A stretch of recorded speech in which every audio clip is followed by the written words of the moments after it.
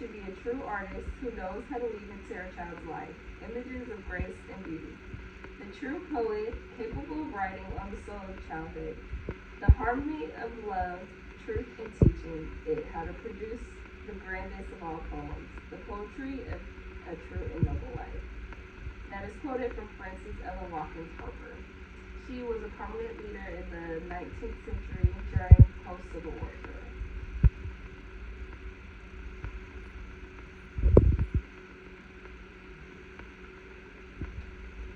Born September 24th, in 1825, she was born in Baltimore, Maryland. She was born to two free African American slaves, which is probably unknown during that area of time. Known in the 19th century for her role in African American women's suffrage and literacy movements, she also advocated for the civil rights of people and the ending of slavery.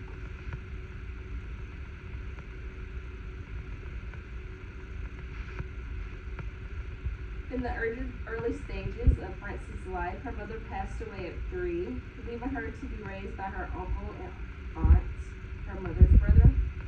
The uncle ran a school called the Academy of Negro Youth. She attended until she was 13 years old. She later worked jobs as housemaids for Quaker families, where she gained lots of knowledge from various genres of literature.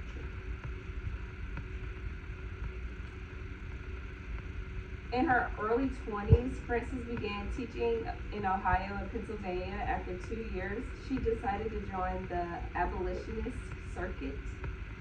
The abolitionist circuit was a 19th century lecture network, and activists joined together to travel and deliver speeches, raise funds, and build support for the immediate end of slavery.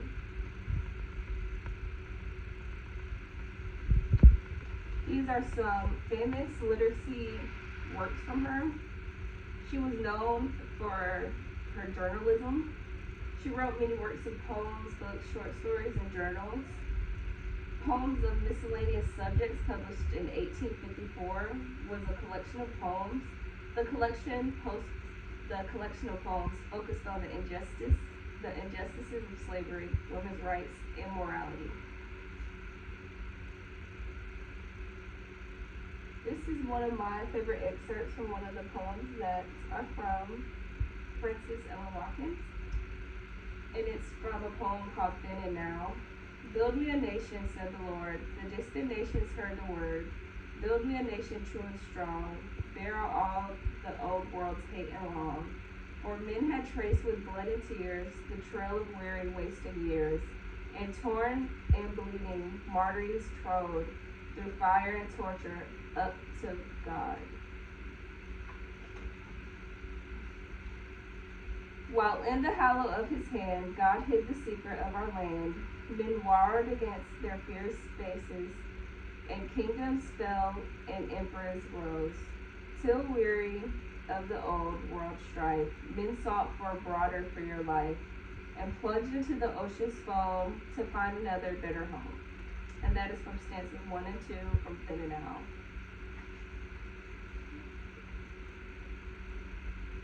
In conclusion, Frances Ellen Watkins Harper was a prominent leader demanding equality for all post-Civil War era and during the Reconstruction era. She was a member of the African American Suffrage Association. She also provided humanitarian aid for refugees, and her literacy work focused on social and economic issues that was being faced during this time. To end, this is a famous quote that she delivered at the 11th National Women's Rights Convention in New York City. We are all bound up together in one bundle of humanity, and society cannot trample on the weakest and feeblest of its members without receiving the curse in its own soul. Thank you, and that is live.